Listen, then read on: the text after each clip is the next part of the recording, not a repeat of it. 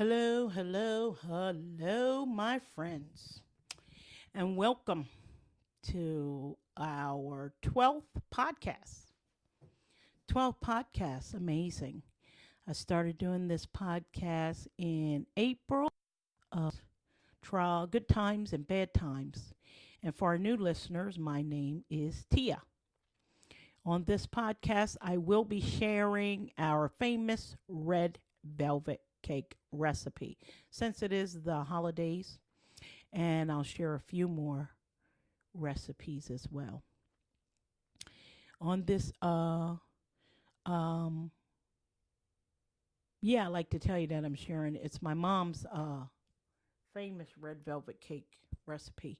Some years ago, my mom and I owned a little bakery here in our town, and we had a ball doing that bakery. Um, we only closed up because my mom and dad were going into their 80s, and it just became too much work. But our famous red velvet cake recipe was a big, huge hit. This is kind of a secret sharing this recipe with you guys because my mom is old school. She's 82, my dad is 84, and she's one of those old school sisters. She does not share her recipes, but she's not going to go to the podcasting world. She'll never know. I'm a bad girl. If she knew, I would get a spanking. So later on in the episode, you guys stay tuned. I'll be sharing the red velvet recipes. We not only share those recipes, we share our daily activities and fun each day with family and friends. Me, mom, and dad. We are sharing the knowledge we have learned about my dad's Parkinson's, the good and the not so good, but it's mostly good as we have learned how to manage this disease with hope and joy. Right now, my dad is downstairs just walking all around. You wouldn't know that he has Parkinson's. Yesterday was Saturday, and we like to hang out on Saturdays, the three of us. You guys who have been listening to us, you know they love to go to Walmart. Yesterday we had a busy week, so they usually go to the gym to work out a couple days a week, but we did it was busy this week. They didn't get to go, so yesterday we took my dad to the gym. My mom usually goes, but she didn't. She wasn't feeling it yesterday, so he went, and I will repeat it and shout it from the rooftop on these episodes for Parkinson's patients. The miracle, the key through all the studies is exercise, exercise, exercise. So he went in, and the stationary bike is huge for Parkinson's patients. And I've talked on previous episodes about the boxing programs for Parkinson's patients. But for those of you who might not have Parkinson's or don't know about it, exercise is key for our lives, period. But it is truly a miracle for exercise patients. And I repeat it every episode. I will repeat it because there's been news on the nightly news. There's been programs of people whose body with Parkinson's, their bodies are strong because of exercise. So I'll keep saying it. The miracles of how my dad walks like a champ most days. Yeah, there's some days where he's not really feeling it, but the exercise is awesome. So it is Thanksgiving, and my best friend from over 20 years is spending Thanksgiving with us. I call them my Florida crew. Um, he comes up every Thanksgiving for the last 12 years since we moved here to Georgia. We're having a ball. He and I, usually he comes with his family, but he came alone, which is fine. And he calls my mom and dad Grammy and Pop Pop and has for years. We're having a ball, laughing, eating, a little drinking, spending time together. Um, Joy, joy, joy. Spending time with family and friends is what we make a point of adding into my dad's life with Parkinson's so that one of the symptoms of depression will not come into his life or face. So we keep friends around, is what we do to keep smiles on my dad's face. And my mom and I too. And my friends, I like to record whoever's visiting us for you guys on the previous episodes. You heard my crazy brother, my Uncle Jesse. Who else? Lots of friends and family. So this time, my best friend Antonio, he agreed to do a little interview, only because he loves my dad so much. So I will allow you guys to hear my best friend. We were decorating the tree, and I captured him in an interview, which is rare. He almost wanted me to sign some kind of papers. Kidding around. Here he is. Oh, and he just texted me. Oh, sorry about that. I meant to turn that texting notification off. But here's my buddy Antonio in an interview, my friends. I am here with my brother from another mother. For many, many years, we have been bestest buddies and brother and sister. Antonio, ladies and gentlemen, say hello. Hello. He is visiting us here in Georgia for Thanksgiving. And he comes and visits Grammy and Pop Pop. Every year, he is decorating the tree. Say hello to the podcast viewers, Tony. Hello, listeners. He's being articulate right now. We always talk about how family and friends come and visit us with Dad and his Parkinson's. It brings joy to his face when people come, and when Antonio comes, it's laugh, laugh, laugh, laugh, laugh. Tell a joke, Antonio. No, I don't have a joke.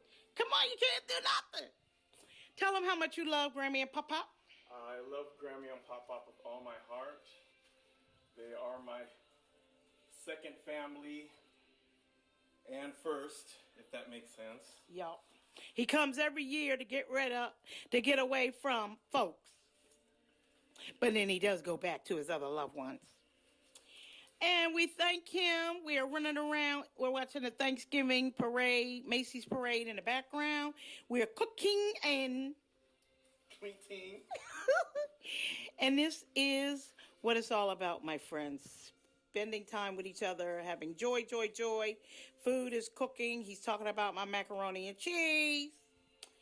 And give me some compliments on my macaroni and cheese, Tony. It's the best macaroni and cheese. I do my best to try to mimic it every year, and I don't come close. Although he did try to say it looked like soup.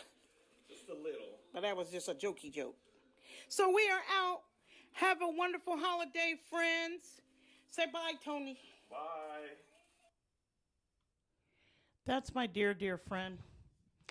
He comes every year, and it is tradition that he puts the Christmas decorations outside.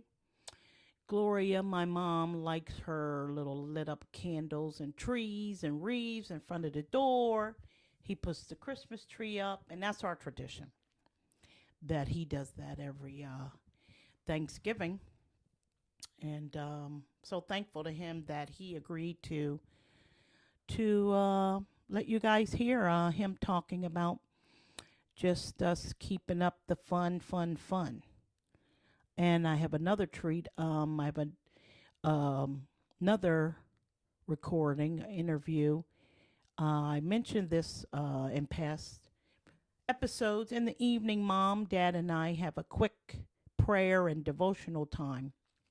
Before we go to bed, it gives my dad a more peaceful sleep. One of the symptoms of Parkinson's patients is they can have a tendency to have a restful sleep if you don't keep that in check. But our neurologist helped us with some medications at night.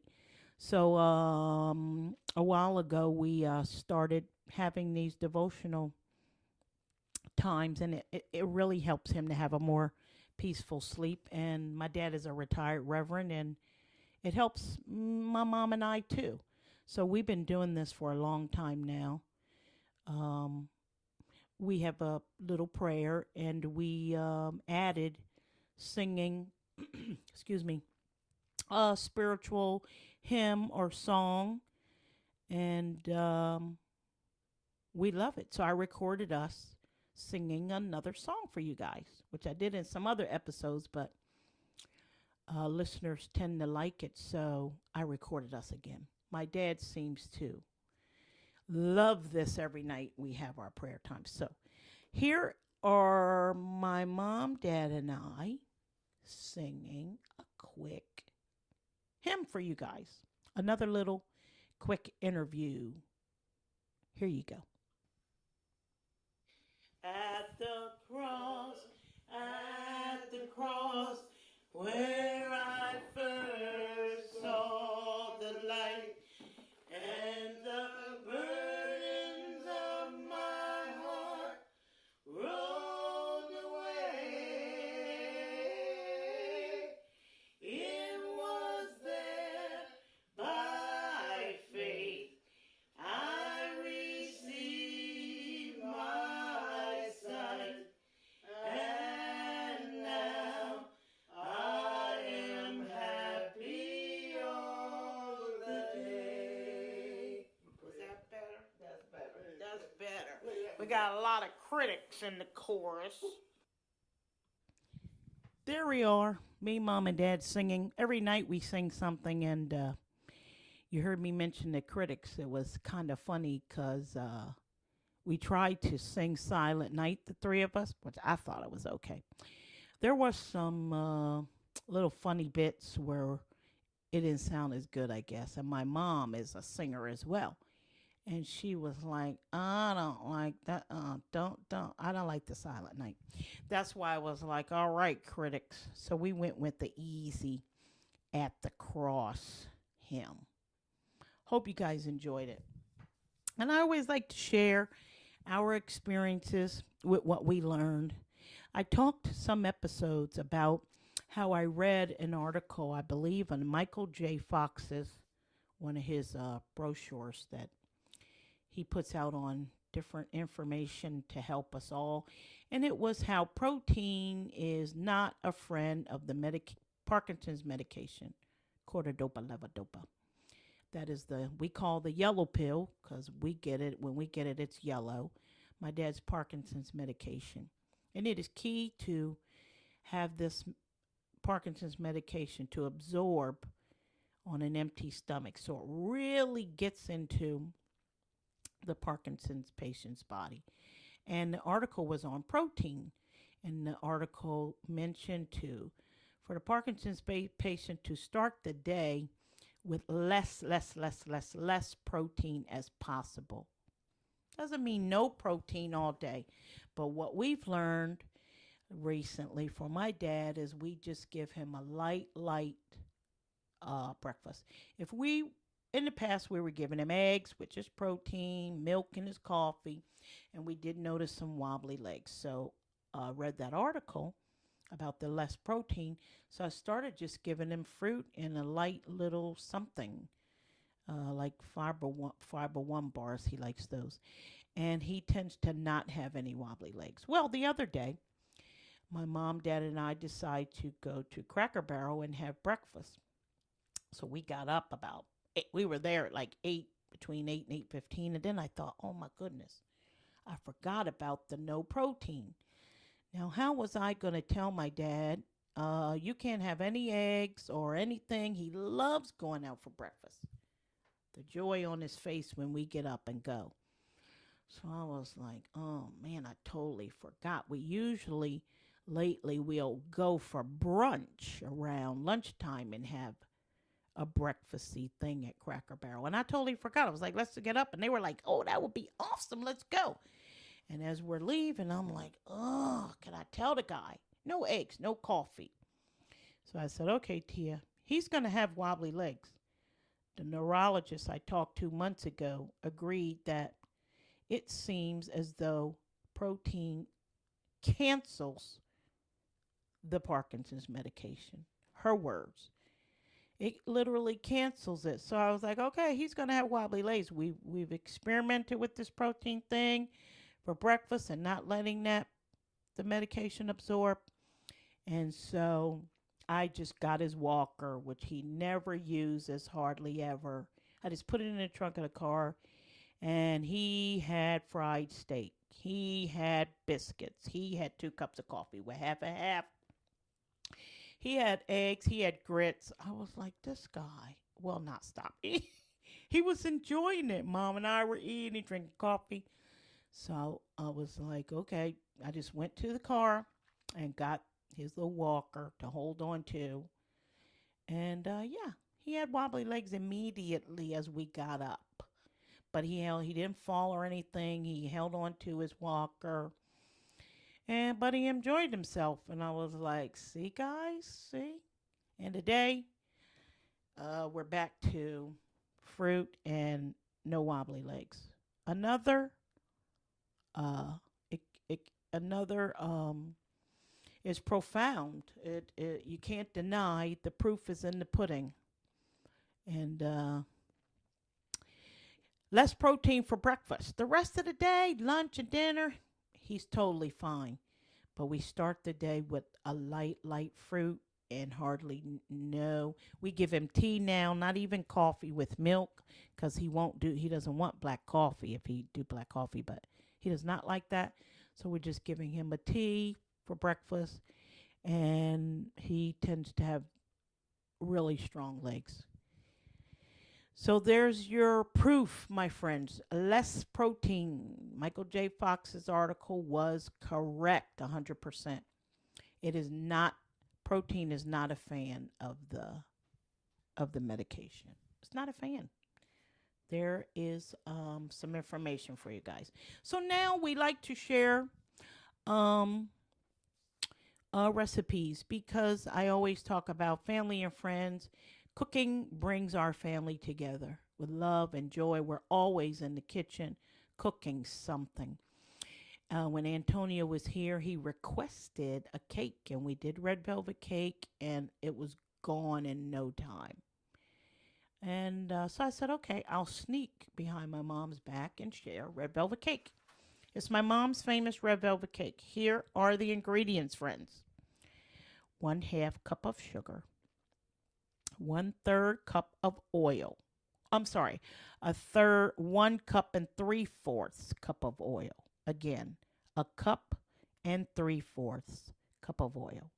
2 eggs. 2.5 cups of flour. 1 teaspoon of baking flour. Baking soda.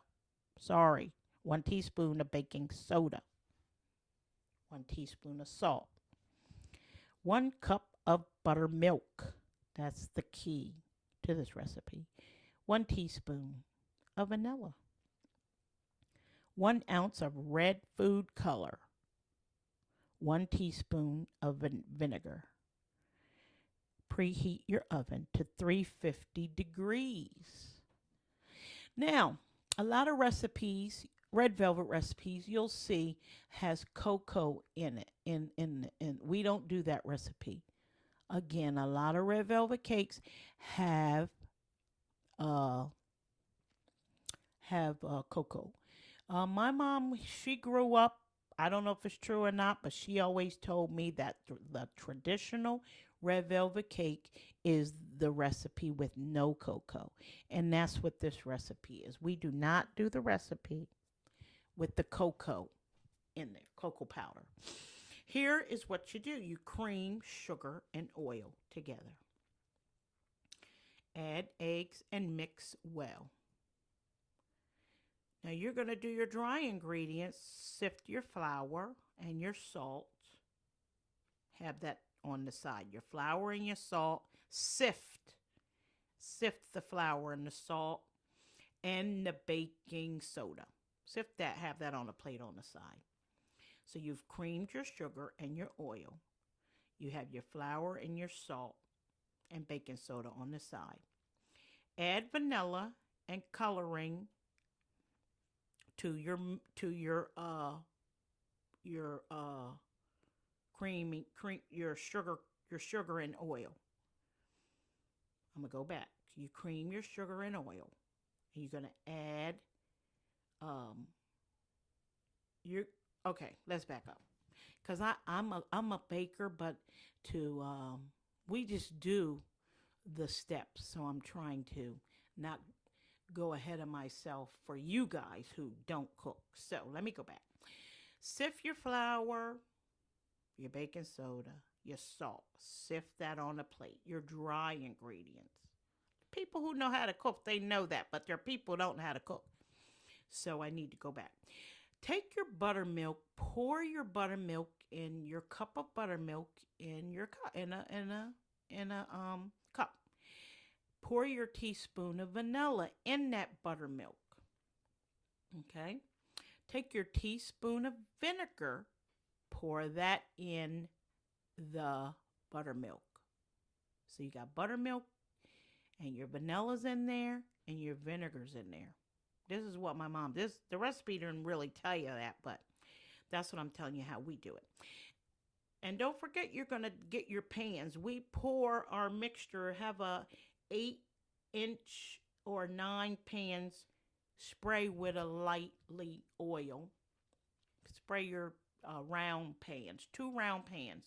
Spray with some Pam oil, the spray oil. And I like to take a sprinkling of flour in the pan with the oil, and shake that all around. That's what we do. The recipe doesn't say do that, but I'm telling you. So you go back now. You've got your flour set aside, your cup of buttermilk set aside, with your vinegar and your vanilla in the buttermilk sitting aside waiting. Let's go back now. Cream your sugar and your oil. Cream it in the mixture. Add to your creamy sugar and oil, add 1 egg. Mix it some. Add the egg. You're doing 1 egg at a time. It's better, light. It'll be a light, better, it'll be a better cake. It'll be light with 1 egg at a time. So you do your 1 egg, my friends. Mix, mix, mix, mix, mix. Then you do your second egg. Mix, mix, mix, mix, mix into the creamy sugar and oil. Now, you're going to do what we call alternating the flour and the buttermilk to this creamy oil mixture and egg mixture. Okay? So you're going to first start with the flour mixture. I don't know, it's what the old sisters do, and you have a better cake. So you pour a little bit of flour in the creamy mixture. Mix, mix, mix, mix, mix, mixture. Then you pour a little bit of the buttermilk mixture into the mixture. So you're doing a little bit of flour, then a little bit of buttermilk, a little bit of each at a time until you're finished. You're finished with the buttermilk. There's no more buttermilk left. It's in the mixture. And then for some reason, my mom always said you want to end with the floured mixture. So that's what I've been doing. It probably doesn't matter, but that's what the old girls say to do. So your last thing that you're alternating with should be your sifted flour. It's all in the mixer. Everything's all mixed up. It's ready to go. Then you add your red food coloring, 1 ounce. 1 ounce is usually the red one bottle that you buy at the store. It's a red food coloring. Usually that 1 bottle is 1 ounce. Pour that red food coloring in there. Mix, mix, mix. You have the most beautiful batter. You have your pans waiting. Your 8-inch or 9-inch round pan.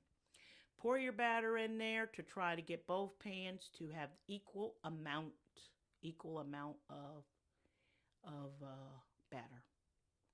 We like to take the batter and just lift your pan up like gently and go bang, bang, bang. My mom does that to get holes out of the cake.